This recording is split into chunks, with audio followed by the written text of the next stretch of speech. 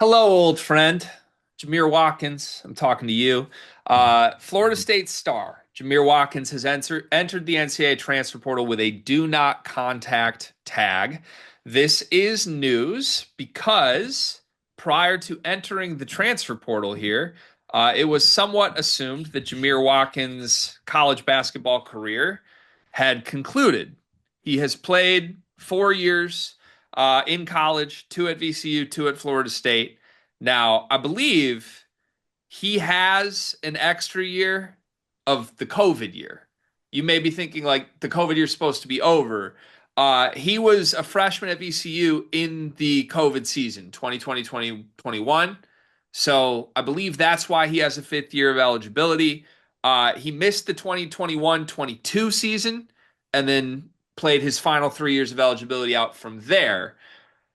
Grad transfer in theory, which was not the case last year, which is why this is intriguing. Jamir Watkins was one of the more underappreciated, better players in the country last year. He scored 18 and a half points a game, 6 rebounds, 2.5 assists on a Florida State team that was not good, that Leonard Hamilton has now left. But Jamir Watkins was by far their best player. He was an all ACC member, one of the more, I think, versatile players in the country. You could put him on any team, any program, any situation, honestly, multiple positions. And I think he's just going to make whatever team he goes to better. So this is big news to me. I'll get to that in a moment. But what's your reaction to Jamir Watkins entering the portal? One, feels good to be talking Jamir Watkins portal again. Obviously after talking it last season, good to have him back in here. But yeah, I think Jamir Watkins is one of the better or more underappreciated players in the country. The way he fills up the stat sheet, he's a really good defender. He has good positional size at 6'7", 210. I think he can guard multiple positions, like you said. Um, if he was a better three-point shooter, I think he'd be like a certified NBA first round draft pick in my opinion, just because I think of the size, the defensive versatility, and how he can fill up the stat sheet. Like this, he can rebound well. Um, I thought he'd be a little bit of a better passer this past season, to be honest with you. But Florida State, I think, is just a bad basketball team. I do think he is not a complete negative as a passer. Um, I think that he automatically becomes one of the better players that's in the portal. I think he was all conference second team last year. So the productivity is definitely there. He's improved every single season in college basketball. Like you look across the board, obviously I think percentages took a little bit of a dip this past season, but the production was there as far as points, and other things going up. So I think Jamir Watkins is one of the more underappreciated players in college basketball just because, obviously Florida State was pretty bad last season. Yeah. So can I lay out what I heard with the nature of his recruitment last year and sort of how I think it could affect where this goes this year? Yep. Have you ever heard the full story here? I can't remember. I know I told you like Michigan was involved last year, but it never came to fruition. I can't remember how much we talked about it. Yeah, I know it not. I can't. Was it because of the grad transfer? So this is what I was told. I was tipped off last. This was late in the cycle. The portal moves a lot quicker this year than it did last year. But last year in the pre-NBA draft circle in like May and June, um, Dusty May was trying to use this sizable donation that he got late after he had added everybody else that you saw in the transfer class last year to secure one of two targets. He was trying to convince AJ Mitchell to bow out of the NBA draft and play an extra year in college, or he was trying to convince Jamir Watkins to transfer to Michigan. Um, I was tipped off to both of these really before anyone even knew that those names were like in play for anybody. So my understanding, my belief here is that Dusty May was sort of strategically trying to backdoor these without a lot of competition, right? Because if everyone knew Jamir Watkins wanted to transfer, that's a different recruitment than if Dusty May can sort of just convince him to sign a deal before anyone knows what's going on. I believe that's what was happening last year. Now, AJ Mitchell decided to stay in the draft very quickly. Jamir Watkins, from what I was told, was intending to go to Michigan. And this was Dusty May's first foray into this, not to accuse him of pulling a Juwan Howard, but Jamir Watkins was not done with his college credits, and it became clear at a certain point that he was not going to get into Michigan admissions wise. So it didn't happen. Jamir Watkins ended up going back to Florida State, playing an extra year. Now, once I think the rumors of Michigan being involved happened, other schools jumped in. Just to be clear, it wasn't a done deal like guarantee Michigan. Rick Pitino was really trying to get Jamir Watkins to St. John's last year. And there was a second there where a lot of people thought he would end up at St. John's last year. So it was a bidding war. There was a lot going on. Ultimately, I was told he wanted to go to Michigan over St. John's. Admissions nixed it, and he ends up back at Florida State. Now, big deal for me as far as what could happen this year for a couple of reasons. Number one, from what I've been told from similar people that had information on this last year, it wasn't a guarantee Jamir Watkins was going to enter the portal this year. There were a lot of people who just sort of thought, I think he might be done. I don't think he wants to play an extra year. So him hitting the portal yesterday, from talking a little bit, I think people expect like, yeah, he's going to play another year. This is news, and he wants to go get the best paycheck he can to play one more year in college basketball. That's big news for Michigan because, number one, they had him lined up last year under the same staff. And number two, Michigan's budget has tripled, if not quadrupled, if not exploded, with no limit to it. So I don't know where that stands after Yaxel. Obviously, there's a Damara rumors flying around. Michigan's paid a lot of people and is still going to pay a lot more people. But my understanding is that Michigan would have a lot more money than they did last year for Jamir Watkins. And given that he seemed lined up to do it last year, I think this is going to be a thing. I will say, I was tipped off a week ago that there are 3 schools in play for Jamir Watkins. This is before anyone even knew he was going to hit the portal. The schools that I was tipped off to were Michigan, St. John's, and Illinois. We interrupt this sleepers video to talk directly to you, our loyal listener. Have you ever found yourself watching us two idiots thinking, hey, I wish there was a very easy, small way for me to show a token of my appreciation for all of their hard work on all these videos I love to watch? Well, now we have just the way to do that.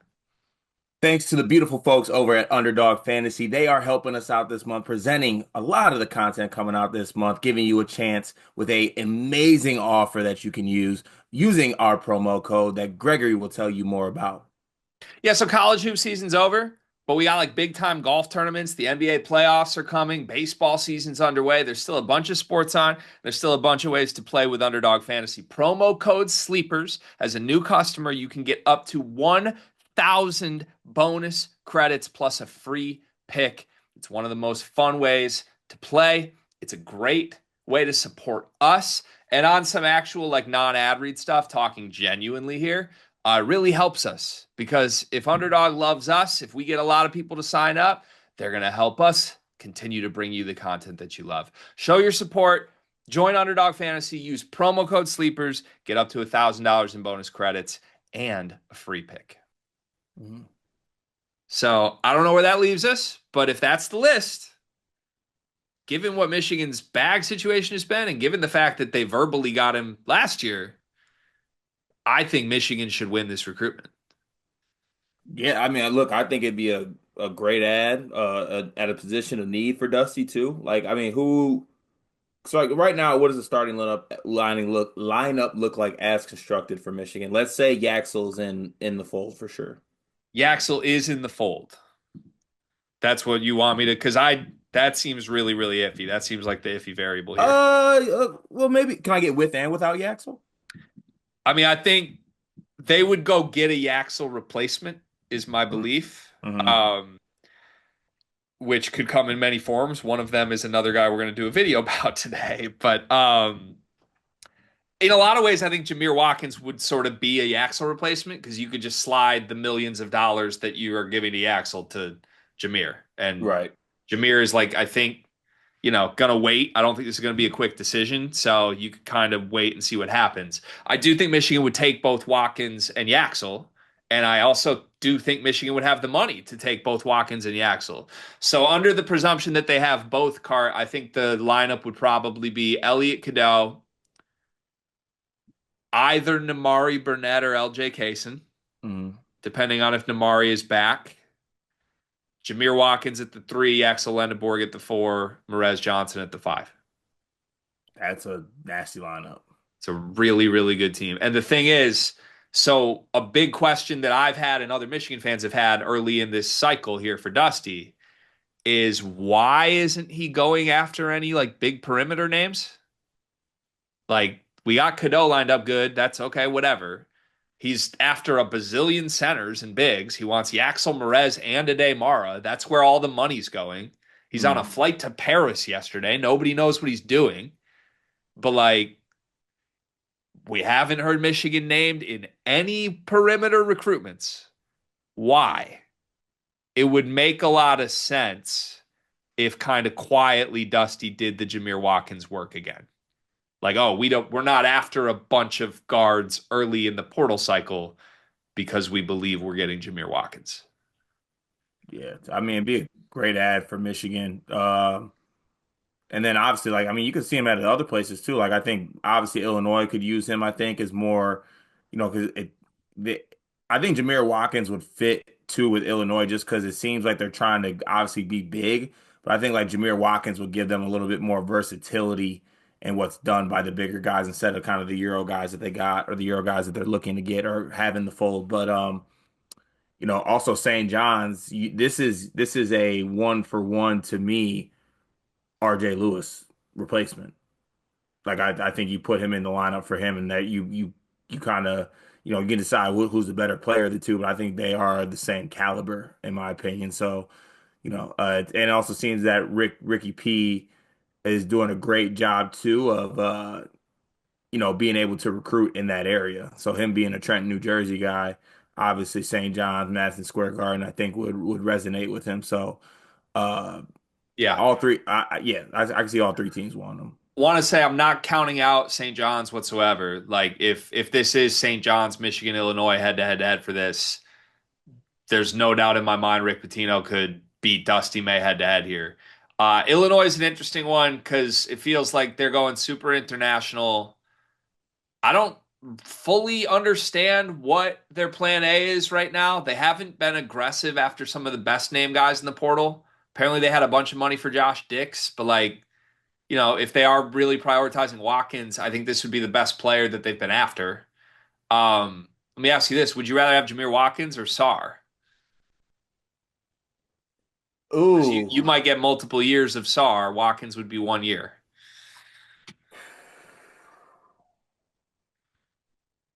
I think. See, that's the multiple years thing for SAR is enticing. I think Watkins is a better player, but I think Watkins multiple is years for of sure a Sarr. better player next season than SAR would be. But And you don't want both, I don't think, if you're Illinois. Obviously, like they're both good. If you got both, it's a great take. But adding both with Merkovich in the fold would not make a lot of sense to me. no, I think if I was Illinois, I'd probably do SAR. That's what I think too. Yeah, Like maybe Watkins is a Sarr backup plan if that goes south. And honestly, maybe Watkins is a Yaxel Lendeborg backup plan for Michigan, which could lead him to St. John's because I don't think he's a backup plan at St. John's. yeah. You think he'd be a backup to Yaxel because they would play them together, right? They definitely could. I hope he's not a backup plan, but part of me worries this is Dusty lining up. Oh, if Yaxel leaves, we'll move the money to Jameer. Yeah, yeah. I could see But that. from what I've been told, I think they still have budget to try and get both. So I don't know. Do want to throw this out there, and this is a point I'm going to make in another video too today. You noticing a trend with any Dusty May portal strategy stuff in like the macro here? Like what Dusty's trying to do. Yeah, there's a kind of common theme between the two guys I talked about from last year, and I don't know what he's doing this year with some targets. With It scares me getting a little. getting the best guys, trying to get the best guys. Best guys, but like he's spending a lot of prioritization time on guys that aren't guaranteed to play college basketball and or like, you know what I mean? Like last year he wanted AJ Mitchell. AJ Mitchell didn't play college. And then he wanted Jamir Watkins. Jamir Watkins couldn't get in. And Mm. then he wants this year he wants Yaxel. Yaxel says he's 80% going to the league, Cart. Like the other two big fish targets I'm hearing right now are this Jamir Watkins, who could play at Michigan next year, but do we know for sure he's going to play? Or the other one, there's a new video coming out. Brooks Barnheiser is a Michigan target right now. Brooks might not get a waiver. Yeah. So Dusty wants what he can't have. I think, and so he talked about this. There's a really interesting video that Dusty did an interview with, I think, Sam Webb this week. And he was really transparent in like what he's thinking with all of this. And he basically laid out that he believes entering these high risk recruitments with guys that are either flirting with the draft or just are kind of out there, not the hottest commodities in the portal, is the best way to get the best players that could basically, like I always say, you want an NBA player, you got to get an NBA guy that stays an extra year. Mm. That's what Dusty's trying to do here. And I think he's also trying to do it in ways that allows him to kind of sneakily recruit them.